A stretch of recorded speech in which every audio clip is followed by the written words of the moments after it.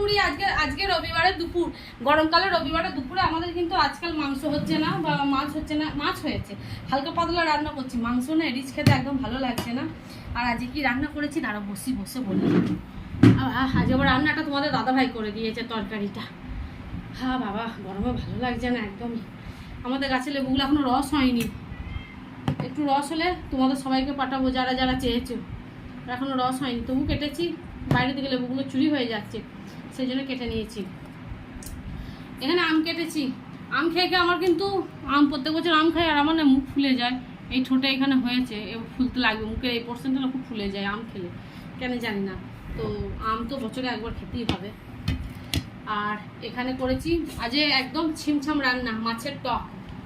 এই দেখো মাছের টক বানিয়েছি, এটা আমি বানিয়েছি।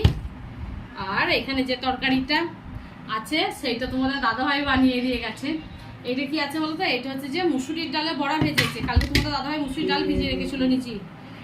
এরকম মুসুরির ডালে বড়া করে লম্বা লম্বা ফালা ফালা, এরকম এই তো লম্বা লম্বা ফালা ফালা, এখানে লম্বা লম্বা ফালা ফালা পটল দিয়ে আলু দিয়ে ঝোল করেছে। আর তার সাথে কাঁচা আমও দিয়েছে।